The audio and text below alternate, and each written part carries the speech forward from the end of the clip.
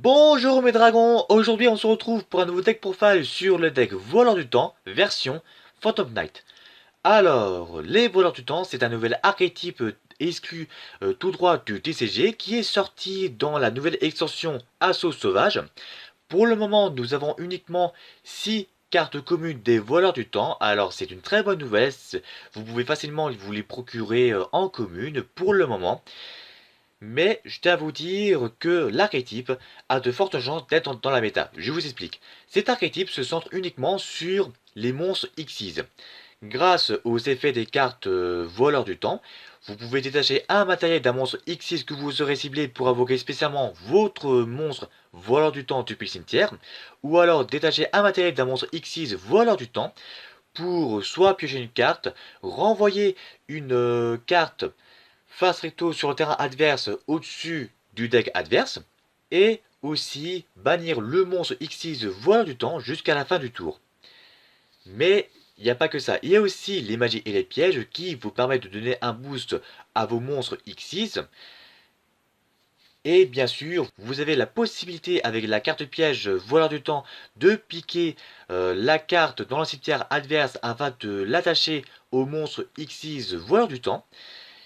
Et grâce à cela, ça vous fera bien sûr des matériels en plus.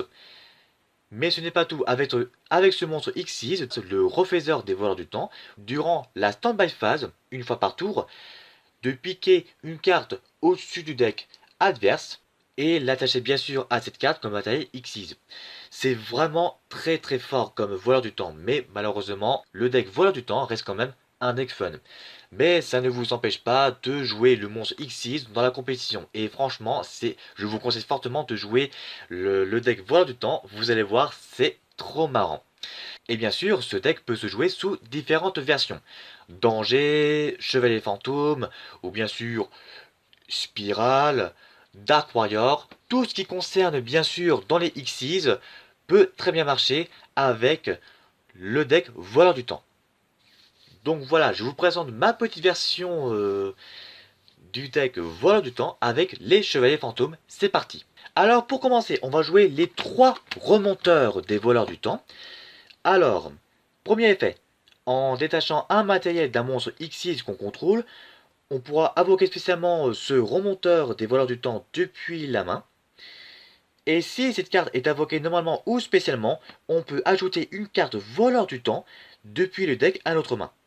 Mais on peut utiliser chaque effet de ce monstre qu'une fois par tour. Après ça, on joue 3 vaisseaux lunettes des voleurs du temps. Alors, son effet rapide, en le sacrifiant, on peut cibler un monstre X6 voleur du temps qu'on contrôle. Et on attache une carte depuis le cimetière de l'adversaire au monstre comme matériel. Mais si cette carte est dans le cimetière, on peut détacher un matériel d'un monstre X6 qu'on contrôle pour l'invoquer spécialement. Mais il sera banni à la fin du tour. Et après ça, on va jouer les 3 régulateurs des voleurs du temps. Si on ne contrôle aucun autre monstre, on pourra le sacrifier pour invoquer spécialement les 2 monstres voleurs du temps de noms différents depuis notre deck en défense. Mais attention, lorsqu'un monstre Xyz que vous contrôlez est détruit au combat tant que cette carte est dans votre cimetière, vous pouvez invoquer spécialement cette carte, mais bannissez-la lorsqu'elle quitte le terrain. Donc ce régulateur est vraiment très puissant, ça vous permet voilà, d'effectuer une invocation X6 de rang 4 facile dès le premier tour. Mais malheureusement ce régulateur vous bouffe votre invoque normal. Donc réfléchissez bien avant de jouer cette carte. Mais là pour le moment nous avons uniquement ces 3 monstres voire du temps exclus TCG pour le moment.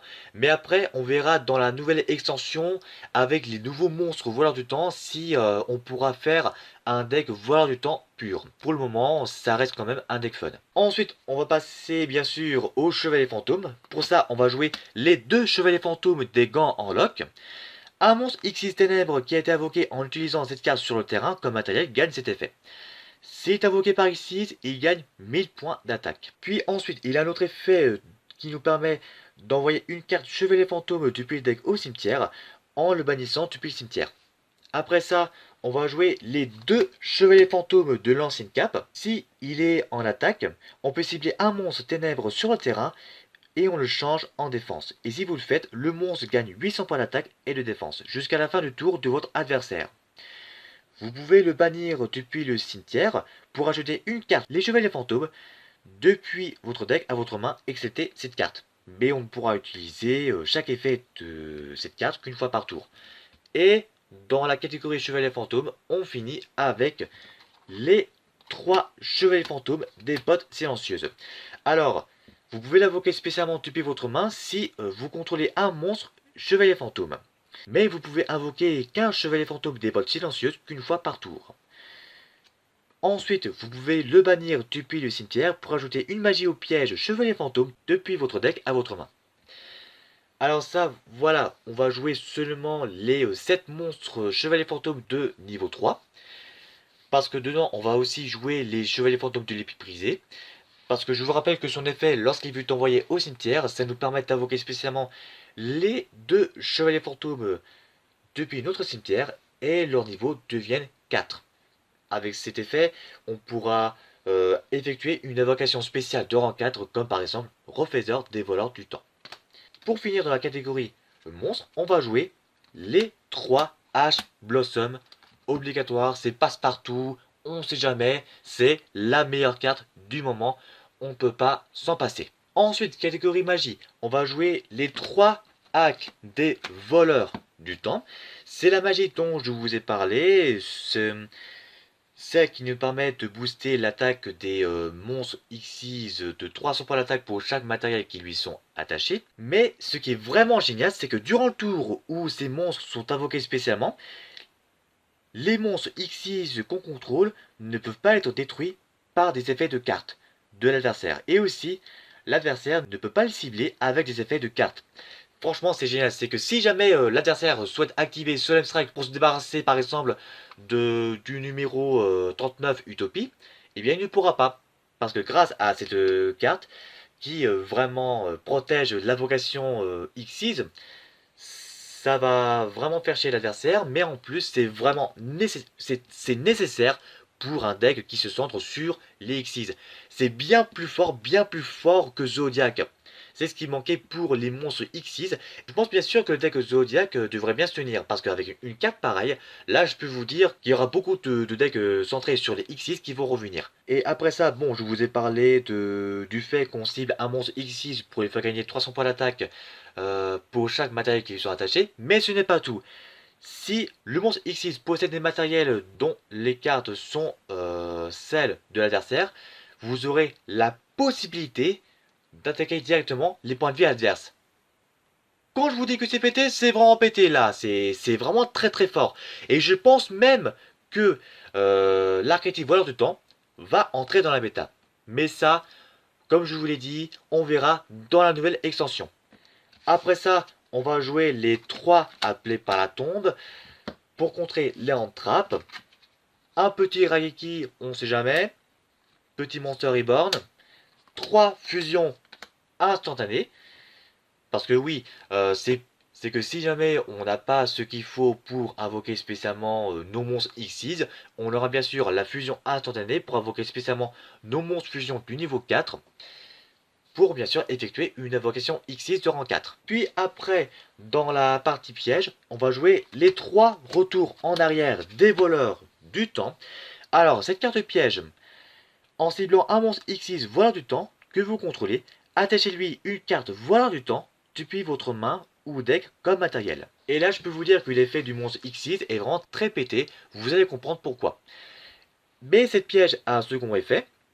En le bannissant depuis votre cimetière, vous pouvez cibler un monstre Xyz voleur du temps que vous contrôlez, attachez-lui une carte depuis le cimetière de votre adversaire comme matériel. Ça peut être vraiment chiant pour un joueur Tendant Dragon, mais bon, le deck voleur du temps, comme je vous l'ai encore dit, reste quand même un deck fun. Il faut attendre la nouvelle extension pour voir si ça va devenir vraiment méta.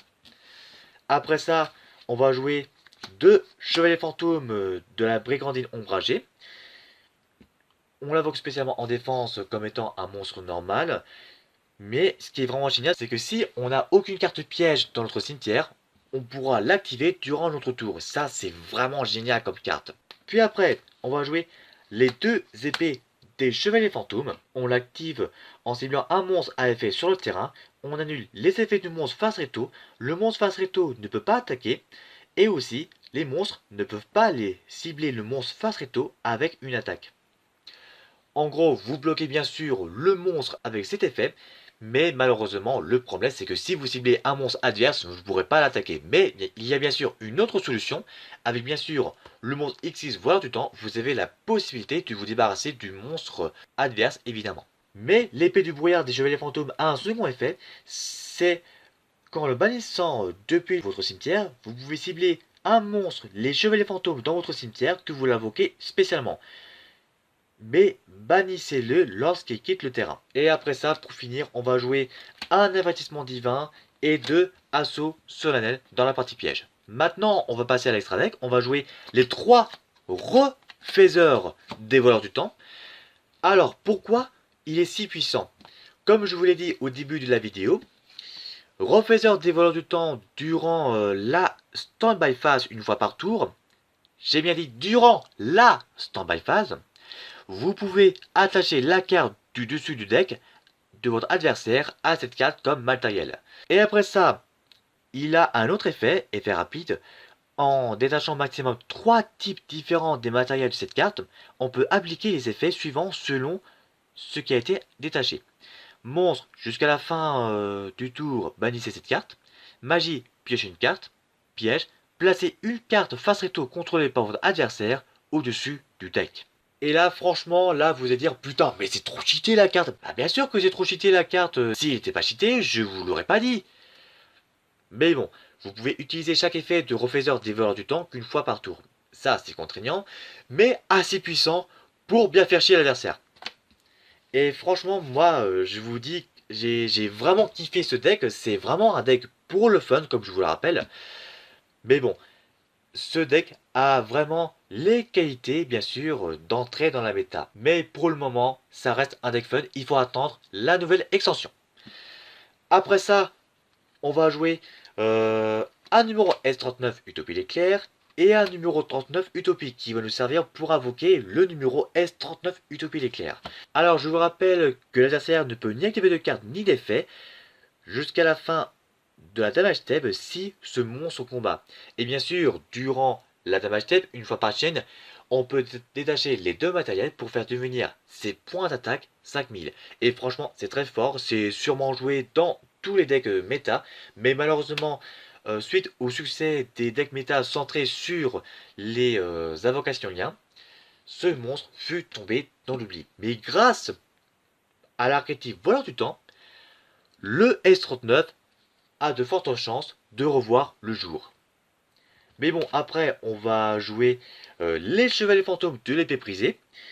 Une fois par tour, en détachant un matériel de cette carte, on cible une carte qu'on contrôle et une carte contrôlée par l'adversaire. Détruisez-les. Si cette carte invoquée par X6 est détruite, on peut cibler deux monstres chevaliers fantômes du même niveau dans notre cimetière, invoquez-les spécialement et augmenter leur niveau de 1. Et aussi, vous ne pouvez pas invoquer spécialement de monstres ténèbres exclus, le reste de ce tour.